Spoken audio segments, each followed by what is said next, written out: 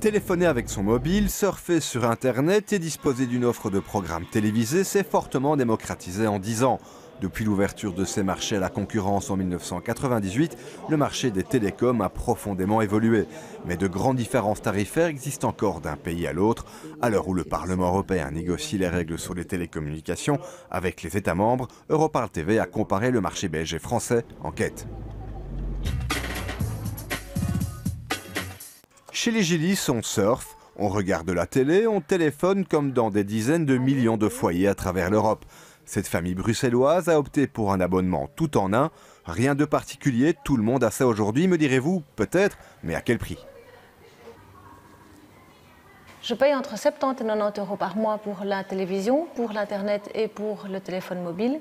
Je n'ai jamais de problème de distribution, je n'ai pas de coupure, mais je trouve ça quand même assez cher. Ceci dit, j'ai été comparée avec d'autres réseaux, mais il reste quand même assez cher aussi. Et avec eux, j'ai peur d'avoir des coupures justement et de ne pas être distribuée, d'avoir des problèmes pendant plusieurs mois. Donc c'est malheureux, mais je reste là où je suis. En Belgique, 90% du marché est détenu par les deux opérateurs historiques.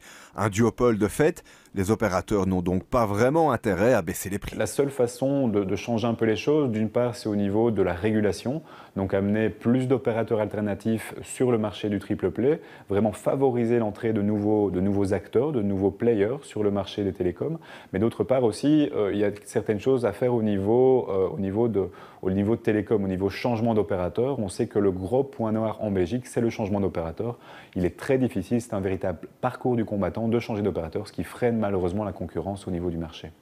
Chez les Gélis, pourtant, on aime bien comparer les prix. Et les nouvelles de l'étranger sont parfois étonnantes. La mère de Valentine habite en France et paye plus de 2 fois moins cher pour un service à peu près équivalent. Je pense qu'elle paye entre 30 et 40 euros par mois pour le même service, c'est-à-dire la moitié du prix. Quand je parle un petit peu en France avec des gens, ils trouvent ça quand même très très cher et ils ne me croient pas quand je dis quels sont les prix pratiqués en Belgique. Il suffirait donc de traverser la frontière pour bénéficier de meilleurs prix. Les règles d'ouverture à la concurrence sont les mêmes pour tous les États membres. Alors comment des mêmes règles peuvent-elles produire des effets différents ? Direction Paris pour une rapide étude de marché. Le secteur des télécoms français est l'un des plus concurrentiels d'Europe. Cette stimulation, les consommateurs la doivent en partie à un nouvel opérateur arrivé en 2002 sur le marché. Venu du monde des nouvelles technologies, cet opérateur a réussi à imposer son modèle marketing. Résultat, des prix parfois divisés par 2 par rapport à ses concurrents. Nous, on a une méthode assez simple, c'est de se dire qu'il faut s'adresser avec un produit unique à la plus grande part possible du marché. Donc pendant plus de 10 ans, on a eu une seule offre qui était vendue uniquement par Internet. Et quand on a une offre qui est très simple, le marketing est simple, la fabrication, la production de l'offre est plus simple que quand vous avez un catalogue de plein d'offres compliquées avec beaucoup d'options. Et puis on a essayé d'être toujours très innovant, donc de proposer les premiers la box, les premiers le triple play. Mais tout ceci n'a été possible qu'en louant les lignes aux opérateurs historiques. Et là, Free a rencontré de nombreuses embûches. Je pense qu'il n'y a pas d'exemple d'ouverture à la concurrence qui se passe sans qu'il y ait des frottements au début. Donc oui, il y a eu des frottements, oui, les régulateurs ont dit intervenir à plusieurs reprises, sanctionner l'opérateur historique, mais c'était il y a longtemps.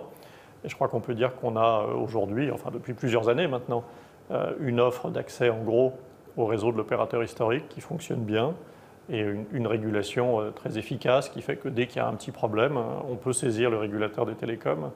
Le régulateur des télécoms est un organe indépendant mais géré par l'État. Il a un rôle de médiateur entre les opérateurs, mais peut aussi avoir un pouvoir de sanction lorsque l'opérateur historique met des bâtons dans les roues des nouveaux venus. Donc c'est très facile de mettre des petits grains de sable si on veut saboter entre guillemets le processus. Après les clients se plaignent parce qu'ils disent finalement je suis allé chez un alternatif et la qualité de service est mauvaise, alors que quand je vais chez l'opérateur historique, où là on se retrouve avec un opérateur unique qui gère toute la chaîne, ça marche bien. La recette pour attirer les investisseurs serait alors le côté attractif du marché, un régulateur et une autorité de la concurrence efficace. Des sujets essentiels sur la table des négociations entre le Parlement européen et les États membres. You know, the revenues that the company needs to develop new nets, for example, for 4G and 5G and so on. So then it's more difficult because they cannot invest as much as is needed. So there must be a balance. Le secteur des télécoms est vital pour l'économie européenne. Chiffre d'affaires en 2012, plus de 323 milliards d'euros. Bonne nouvelle pour la famille Gilis. En 2016, les prix des appels en itinérance des téléphones portables devraient être similaires au prix des communications nationales, peut-être même aussi pour l'usage des données mobiles.